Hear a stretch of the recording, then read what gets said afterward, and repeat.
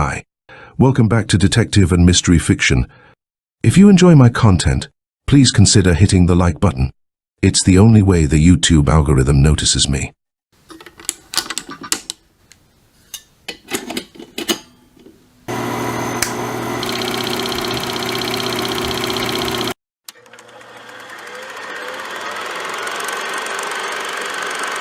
Pink Ears by Murray Leinster. The Black Mask Magazine, April 1922. Chapter 1. The Stratford is a hotel for men only, and has the air of quiet seclusion that usually is associated with a conservative club. The lobby is small and far from ornate. The smoking room is large and comfortable. The dining room is low-ceilinged and quaint, a place where one can smoke comfortably, and the kitchen produces viands that are worth a special trip to taste. Altogether, the Stratford is a place for those who want comfort, quiet, and the best of everything. James Craig, from his air of well-being, had enjoyed it to the full. An hour before, he had arisen from his table with that sensation of internal comfort that can come only from a well-ordered and well-cooked meal. He had chosen a cigar with discrimination and lighted it with care. He had spent possibly 20 minutes or more in the smoking room, idling over his newspaper in comfortable repletion, and then had scribbled a note at a writing desk. With the methodical air of one to whom life is an excuse for the perpetration of systematic actions, he drew out a small notebook and extracted a stamp. He affixed the stamp and made a note in the book. It read, "Postage, 2 cents. The note was just beneath 3 others. Dinner, $3.45. Tip, 25 cents. Cigar, 25 cents. He reached toward a button to summon a bellboy, and then changed his mind. It was almost possible to read his thoughts by his actions. He glanced out of the window nearby, and saw the last golden rays of the evening sun striking upon street and passers-by. One who watched him would have guessed at his mental processes. So, I'll have a bellboy mail this. No, this is a beautiful day. A walk after dinner will do me good. I'll stroll out and mail it, or stroll out anyway. He tucked the envelope carefully in his pocket, rose, and sauntered out of the doorway. He moved slowly, carelessly, idling with the relish of a man who finds little time to idle. He was gone for less than 10 minutes altogether. When he came back in the door and passed through the lobby, his expression had grown subtly more content. The 10 minutes exercise had shaken down his dinner. His cigar had proved all that the brand warranted, and he was at peace with the world. As he made his way into the elevator, he was even humming a little. 3, he commented, as the car shot upward. By the way, is there a good show in town tonight? Yes, sir. I reckon so. They usually are. You might ask at the desk. The elevator door clanged open at the 3rd floor and he went out. The elevator boy saw him fitting a key into the lock of his room. He was still humming. The elevator door shut and the cage dropped to the lobby floor again. Gosh, said the elevator boy to his confrere, the chief bellhop. Those traveling men sure have it easy. They go to the shows and just charge it to the expense account. You better bring out half a pint. This gentleman in 380 looks like he might be entrusted. The chief bellhop rose. Thank God for prohibition, he commented piously. If it wasn't for the law, us hotel help would have to live on our tips. He sauntered into a small private closet and a little later stepped briskly up the stairs. It was certainly not more than 2 minutes from the time the elevator boy saw Craig unlock the door, humming a little, to the time the bellhop knocked softly. But where the elevator boy carried away an impression of carefree contentment and casual cheer, the bellhop straightened involuntarily when he heard a voice from within. Come in. The voice was a harsh croak, a rasping gasp, metallic and unhuman. The bellhop pushed open the door cautiously and peered in. The room looked as if a whirlwind had struck it.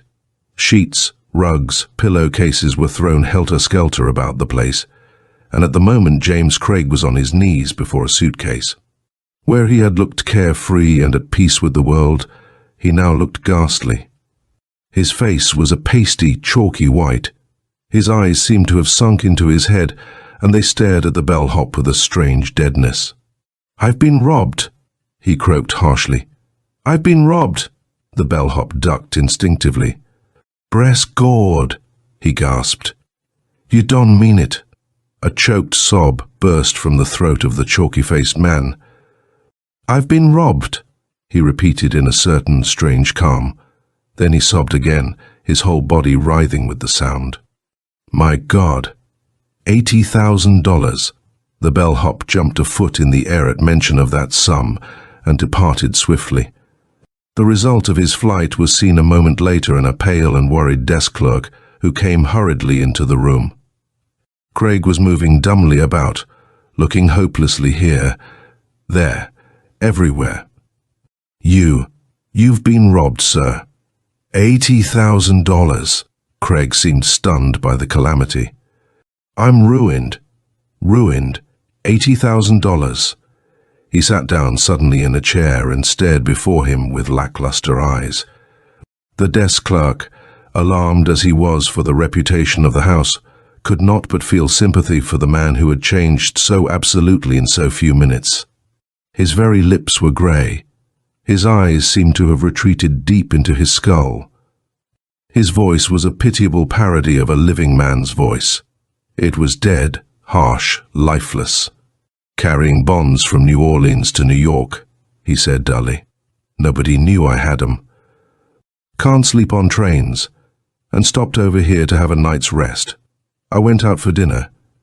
The bonds are gone. I'll send for the police," the desk clerk assured him. "We've a splendid detective force here. If anybody could find them, Jameson can." Craig's fingers unclenched, and he automatically began to look through the articles in his suitcase again, in the utterly forlorn hope that he might yet be mistaken and might yet find the bonds. $80,000, he said apathetically. "I'm ruined. They'll suspect me, even me, of stealing them. And nobody knew I had them." He groaned. "Nobody knew I had them." The clerk slipped from the room and telephoned frantically, while he gave orders that assured the continued presence of every one of the hotel employees and a careful note of every guest who left the place. He would be able to give the police a list of every man who slipped out and would be able to produce all the hotel help. It was quick and efficient work, but once that was done, the desk clerk allowed himself to think sympathetically of the man in the room above. He had seen Craig stroll into the elevator, pleasantly flushed by his dinner and walk. And now that chalk-white man with sunken eyes, croaking of ruin and disgrace.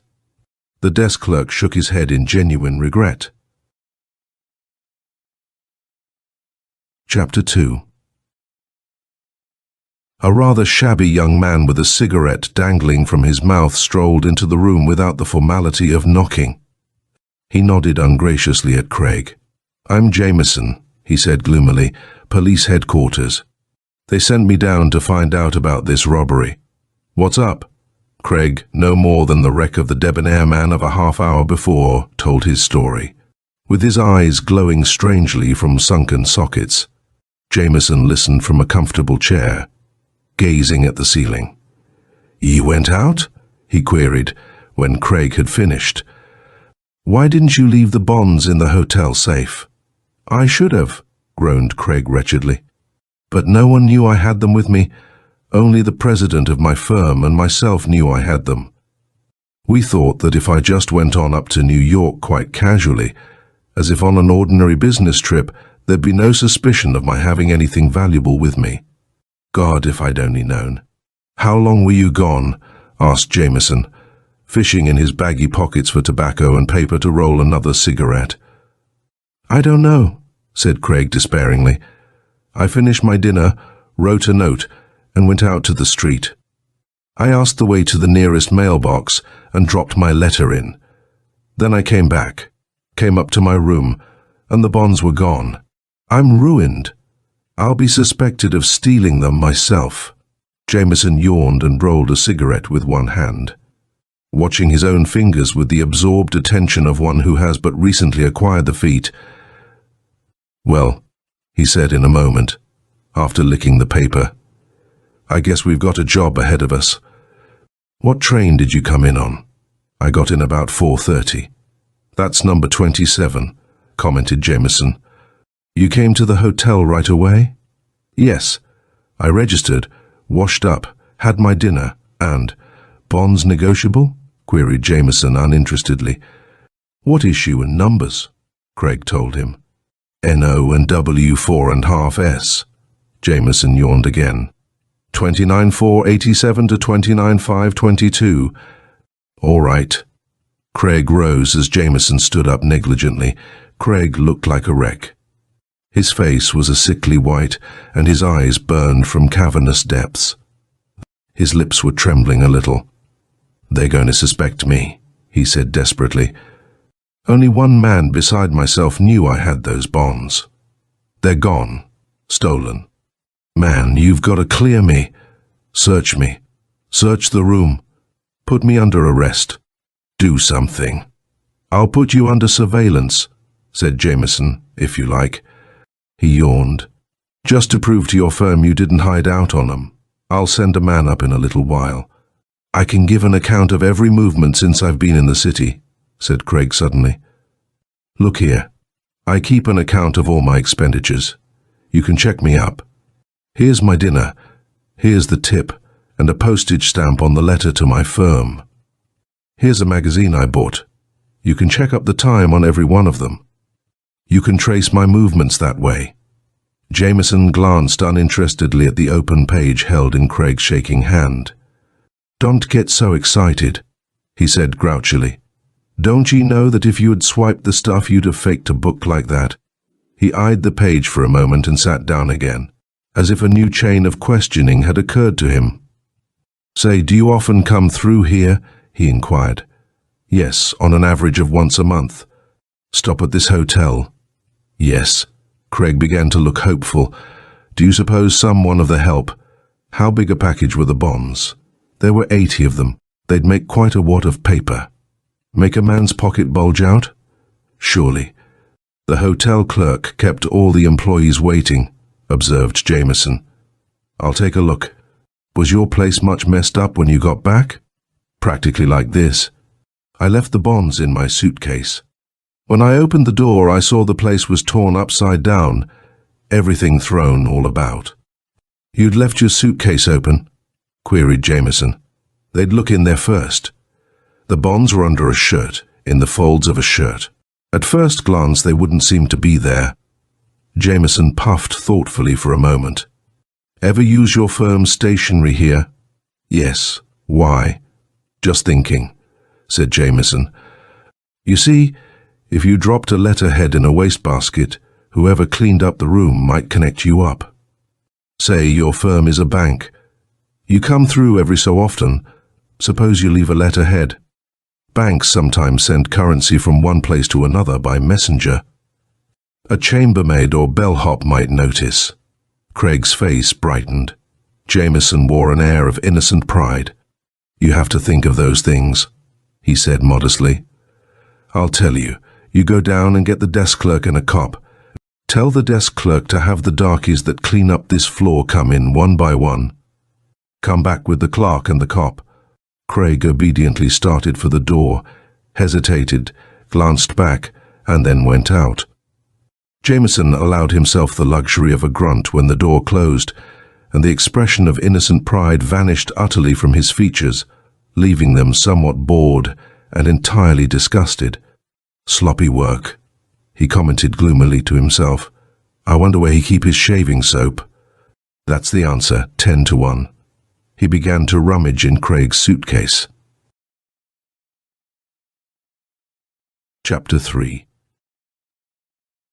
When Craig pushed open the door again with the room clerk and the policeman, Jameson was standing by the bureau, where there was a light. He seemed to be examining something in his hand. Craig looked vastly more hopeful, though his face was still a deadly white, and his eyes were still sunken deeply into his head. "This officer," he announced, "saw me when I went out to mail that letter. Tell him about it, officer. I saw him mail a letter, said the policeman. I was standing by the mailbox when he come up. He asked me for a light, and lighted his cigar with it. It had gone out. Then he put his letter in the box. 'Twas a small letter, in one AV2 hotel envelopes. Jameson nodded uninterestedly. Oh, all right, he said wearily. Nobody thought he mailed 'em away and then called for the police to find 'em. Say, he turned to the hotel clerk. When did you open up this part of the hotel? About 6 months ago. New help? Queried Jameson. He sank into a chair and yawned. Partly, said the clerk. The chambermaid's been here a long time. The cleaner for this floor is Sam Whitehouse. You know him, I think. He's a pretty good Negro.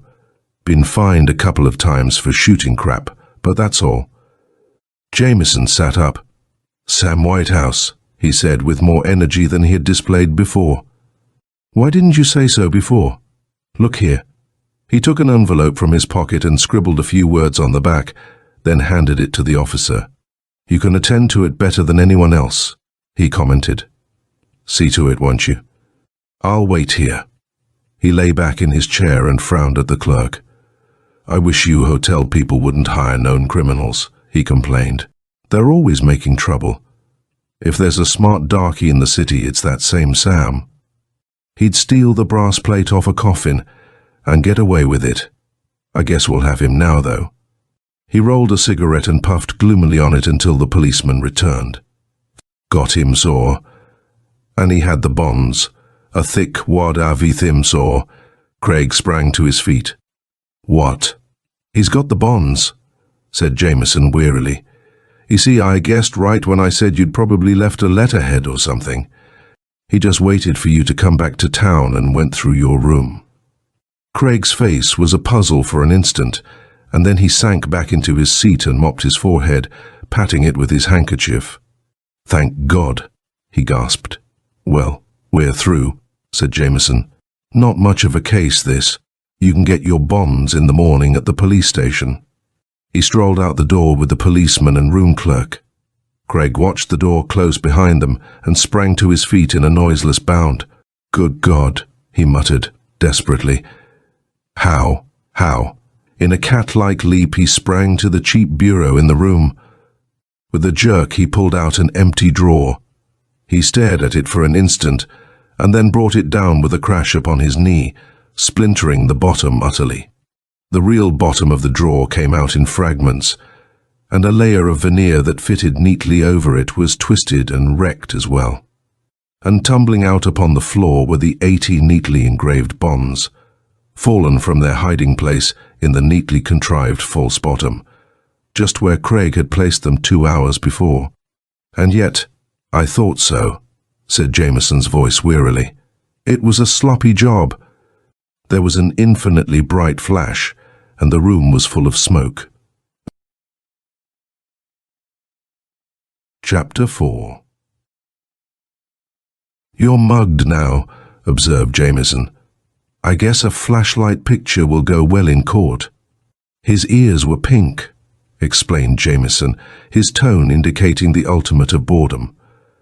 His ears were nice and pink. That gave him away. Craig was huddled in a chair in the police station. The big policeman stood guard beside him, and the desk sergeant listened sympathetically to Jameson's tale of woe. My God, said Jameson disgustedly. I haven't seen a really neat job in so long you'd think everybody with brains had turned honest. Look at him now. He passed through here once a month for 6 months or so, carrying stuff from New Orleans to New York and back. He was a regular at the hotel, and the clerk always gave him the same room, and he saw it had one of these cheap made-by-the-million bureaus in it. And he set to work from that. He flung away his perpetual cigarette and grunted. He took some measurements of the inside and got a piece of veneer to fit the bottom of one of the drawers. Then today he climbed off the train, went to the hotel, took his bonds and laid him, neat, in the drawer, trimmed up his veneer to fit exactly, and glued it down on top of him. To look at it, it was a perfectly empty drawer, and nobody looks for secret compartments in hotel furniture, particularly of the made-by-the-million kind. He wandered downstairs, ate his dinner while the glue dried, smoked a cigar, and went back up to his room and yelled bloody murder. He thought he'd get away with the story that his room had been robbed while he was out. The desk sergeant shook his head sympathetically. He said commiseratingly. He had a good make-up on, commented Jameson morosely. He looked like the Ratho Gord, and he played his part pretty well, but he overdid it, of course. Showed me a notebook to check up his movements by, and he'd made an entry in it while there was a bit of glue on his finger. The smudge told a lot, since I'd already made up my mind he was trying to steal from himself. Say, he addressed the prisoner, were you thinking maybe your firm would prosecute you for the theft and be unable to get a conviction for lack of evidence? The prisoner seemed to shrink a little farther into himself, but did not reply. That was it, said Jameson gloomily. Once he'd been tried, they couldn't have done a thing no matter how much proof they got that he had recovered and was selling the bonds later. He gave himself away, you say? The desk sergeant asked. Dead away, admitted Jameson depressedly. I knew he'd done it. The minute I first saw him, and if that wasn't enough, I sent him out to get the room clerk, and he stopped in the doorway to take a last look straight where he'd put the bonds. And the first place he looked when he came back was the same spot. It was a shame to pinch him, he was so innocent. But can you jug him? Queried the desk sergeant. Jug him? I could hang him, asserted Jameson in the profoundest disgust. I got Murphy to frame a story that he'd found the bonds on a bellhop, and when Murphy— Me name's Oriane, sir, interrupted the policeman. When Oriane sprang the plant and we went out, Craig went straight to look at the bonds and make sure they were safe. All I had to do was take Oriane by the hand and wait 2 minutes and then swing in the door and pull a flash pistol. I had Craig neatly mugged with the bonds in his hands. Could I jug him, I ask you? You could, agreed the desk sergeant. But you keep saying all along that you knew he'd hidden out the bonds. How'd you know that? His ears were pink, said Jameson wearily. If you saw a man who'd just been robbed of a fortune, you'd expect him to look sort of pale, wouldn't you? I would that. This man was made up pretty good. His eyes looked sunk way back in his head, and he was pale to just the right extent. He put over the voice stuff pretty well, too. He'd made himself up with number 1 dead white that he carried in his shaving soap tube, but he'd left his ears pink, a nice healthy pink, and I had only to take one look to know what was up. 'Twas careless, said the desk sergeant. Careless? It was criminal. Jameson seemed to be mourning over the decay of crime. I haven't had a real good case in a coon's age. Crooks haven't got brains anymore. And he shook his head in the most abysmal gloom. End of Pink Ears by Murray Leinster.